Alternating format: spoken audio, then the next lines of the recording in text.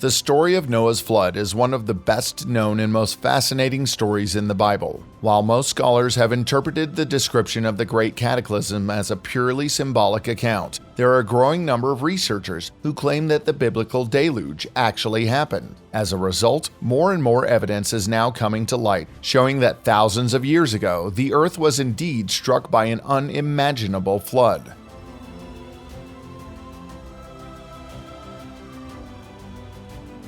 The problem, however, would be the fact that this real historical event was only incompletely presented in the Bible. Assuming that this is the case, why is the hidden truth withheld from us? Could the church have lied to us to maintain their own version of history? The answers to these questions are complex and controversial, but the evidence that the flood actually happened cannot be dismissed. So let's dive into the past together and look at our own history in a whole new light.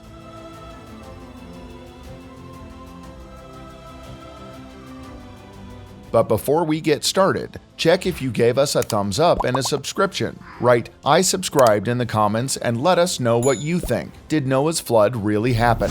The most exciting and informative comments will be rewarded with a heart and pinned to the top. And now, let's get started. The flood. Before we look more closely at the breathtaking background of the flood, we should first get a brief overview of the catastrophe described in the Bible. Genesis chapter 7 says, "And the Lord said to Noah, Go into the ark, thou and all thy house, because I have found you righteous. Take with you 7 of every clean animal, the male and his female, and a pair of each of the unclean animals, likewise of the birds of the air 7 each, to keep offspring alive on all the earth. For 7 days from now I will bring rain on the earth 40 days and 40 nights, and will wipe out from the face of the earth every living thing that I have made." And Noah did everything that the Lord commanded him to do, but he was 600 years old when the flood came on earth. We also learn that Noah went on board the ark with his family, that is, his wife, his 3 sons and their wives, and the animals. Puzzlingly enough, in the context of the flood, the mysterious 7 wise men are mentioned again and again, who survived the flood and then laid the foundation for the new age of human civilization. But who were these figures really? And what did they have to do with the construction of the first ancient temples and the Egyptian pyramids? Mystical Temple. So, our search for clues begins in ancient Egypt, more precisely on the walls of the Temple of Edfu, located between Luxor and Aswan. The structure was probably built between the years 237 and 157 BC. The sparsely preserved wall fragments are interpreted by the scientists as the texts that are supposed to explain the beginning of the cosmos. What's more, within these ancient symbols are said to be some hidden messages that let the historical truth shine in a completely new light. Representing that mystical temple that existed from the beginning of the world, this building is said to have served as a reminder and projection of divine origin. The 7 wise men. But what could have been meant by the beginning of the world? Did this designation actually refer to the birth of the earth, or rather to that age which was called Zept Tepi in the ranks of the Egyptians? During this, quote, time of the first return, the gods are said to have lived side by side with humans on earth. The divine knowledge then revealed was said to have been collected by mortals in a sacred book, which also recorded the location of the sacred mountains. In addition, many ancient Egyptian temple inscriptions repeatedly referred to a group of 7 wise men. These were the only divine creatures who knew how to build temples and holy cities. Thus it was that the 7 sages oversaw the construction of these structures from the tops of the sacred mountains. Particularly interesting, the locations of those mountains are equated by some researchers with those of the magnificent pyramids. Thoth, who is the god of the moon in Egyptian mythology, is said to have been involved in the activities of the 7 wise men. Together, this alliance pushed forward countless monumental construction projects, including the monumental pyramids. Sensational finds. The problem, apart from the fact that their number was 7, Today, we know nothing more about this mysterious group. In order to draw a link back to the flood, we should not forget at this point that the catastrophe was by no means the only one documented in the Old Testament. The Sumerians, the Babylonians, and the Greeks, as well as many other peoples, also knew stories about dramatic floods that wiped out large parts of earthly life. Against this background, it seems reasonable to conclude that the deluge described in the Bible actually goes back to other, much older narratives. Let's take a look at the breathtaking discovery that the British archaeologist Austen Layard recorded in Assyria in 1849. Together with his team, he recovered around 25,000 cuneiform tablets, which listed, among other things, the kings who ruled the country before and after the Great Flood. However, the archaeological treasure contained another, not entirely insignificant component, the world-famous Gilgamesh epic. The Gilgamesh Flood. Interesting to know, this fact only became known more than 20 years after the original discovery. So, in 1872, George Smith decided to decipher more parts of the now outdated collection of plates. Long story short, the story that is so famous today is about the eponymous King Gilgamesh of Uruk, who sets out for the ancestor of the human race in order to seek immortality there. The 11th panel, which bears the title The Flood, is particularly exciting for us today. Asked by Gilgamesh why he is immortal unlike himself, Utnapishtim revealed the ancient secret of a catastrophe long ago. If we look straight into the details of this tradition, it should be immediately clear to everyone why the biblical Noah variant is most likely just a modification of the Gilgamesh tablet. For the sake of completeness, however, it should be noted that the version of the tablet has not been preserved in its entirety, which is why its content was reconstructed from Sumerian, Babylonian, Akkadian, and some other fragments of tradition. The Ark of Ziusudra.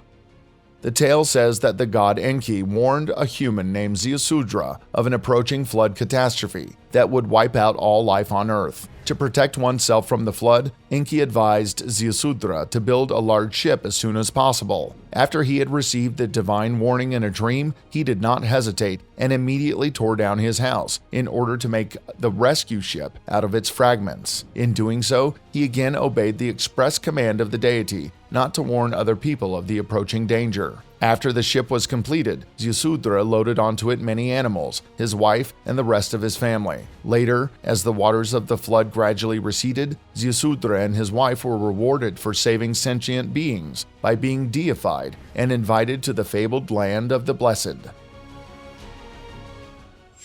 The search for the origin. At this point, let's look further beyond the biblical box. In addition to the mythologies already mentioned, massive flood disasters were also described in numerous other cultures, including Hinduism, in the ancient Icelandic sagas, in the ranks of the Australian Aborigines, and in China antiquity. In view of this equally lush and diverse source situation, is it really conceivable that all these stories should have a purely metaphorical character? Are we really just dealing with a myth that has been picked up and modified in different parts of the world? It is certain that many severe floods have indeed occurred on Earth over the millennia. In this regard, there's a theory that the sagas really do relate to real events, but dramatize them to the limitless. What we do know is that between the years 13,000 and 9,000 BC, parts of Asia and Europe experienced repeated so-called continental megafloods. Such incidents typically occur when ice reservoirs rupture. Also, volcanic eruptions, sea and earthquakes, and the inrush of water into the Black Sea are repeatedly discussed as causes of the deluge. On the other hand, no less exciting are the approaches that locate the background of the flood not on Earth, but in the proverbial heaven, or precisely, in space. Alien trigger. The corresponding assumptions are based on the consequences of various meteorite and asteroid impacts. Accordingly, some time ago, a projectile from space crashed onto the Earth's surface, where it then set off an immense tidal wave. The approach put forward by the Austrian Otto Heinrich Muck is as adventurous as it is gripping. According to this, the asteroid would not only have triggered a flood catastrophe of biblical proportions, but also destroyed the legendary island kingdom of Atlantis. As part of his work, in which he analyzed numerous legends of the flood of different peoples, Muck came to the conclusion that the catastrophe must have taken place in 8498 BC. Noah's Ark and the importance of it in religion. Noah's Ark is one of the most widely discussed stories in world history. What makes the Ark particularly interesting is that it has not only been spoken of in the Christian Bible, but also in texts from Judaism and Islam. On top of this, the Sumerians, known as the people of Shinar, spoke of a great flood as well. By all means, this flood does seem to have taken place a few thousand years ago, but scientists and researchers have questioned the validity of these texts until now. Many researchers wondered if a ship of this size and construction would have been able to survive a mass flood. Others also wonder how the ship could have been large enough to fit so many animals. However, experts are now convinced that the story is true after finding what they believe to be the remains of Noah's Ark in a mountain range in Turkey. Noah's Ark in the mountains of Ararat.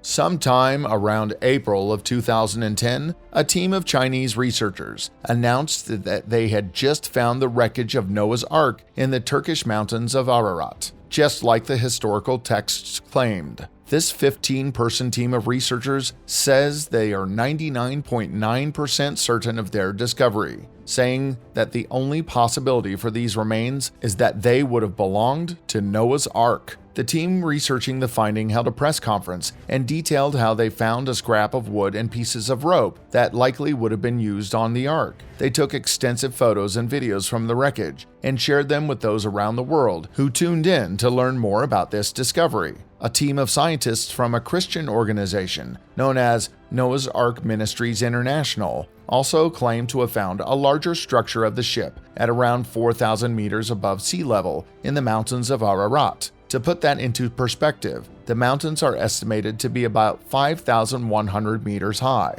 The pieces of wood they found are said to be around 4,800 years old, which would perfectly fit in line with the stories told in the book of Genesis, considering biblical history dictates the world is only around 6,000 years old. What makes this discovery so incredible is that the researchers found not only fragments of cypress wood, the exact wood that Noah was commanded to use, they also found evidence of the ship being divided off into several smaller segments. These segments closely resemble stables that would have been used to house the animals. According to the team of researchers, these stables would have been sized well enough to fit roughly 2 of most animals on Earth, including large mammals such as lions, bears, or elephants. The exact location of these findings is said to have been kept a secret by the Turkish government until further excavations could be made. However, there's a lot of speculation that these findings may not be genuine. According to several scientists and researchers, a find like this would not be plausible,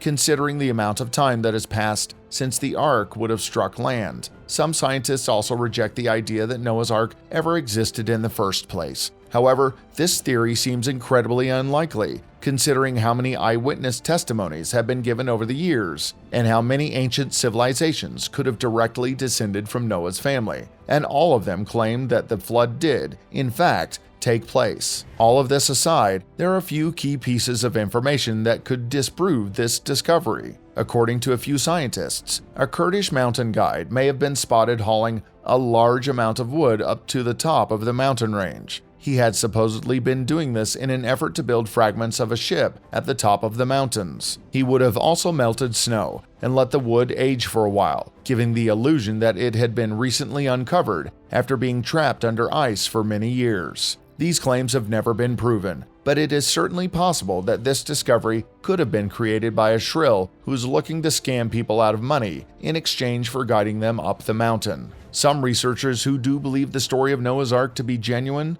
also debate that the Ark would have been found so high on the mountain. According to these scientists, if the story is true, it's almost impossible that the water levels would have risen high enough for the Ark to reach more than 4,000 meters above sea level. According to the researchers, there simply isn't enough water in the world to take a boat so high. And now, we are curious about your opinion. Do you believe that the deluge described in the Bible really happened? As always, let us know your thoughts, suggestions, and feedback on today's video in the comments below. Also, Don't forget to leave us a like and a subscription to stay up to date from now on. Finally, please take a look at the other exciting videos of our channel, which we have linked for you here in the credits. And with that, thanks for watching, have a good one, and see you next time.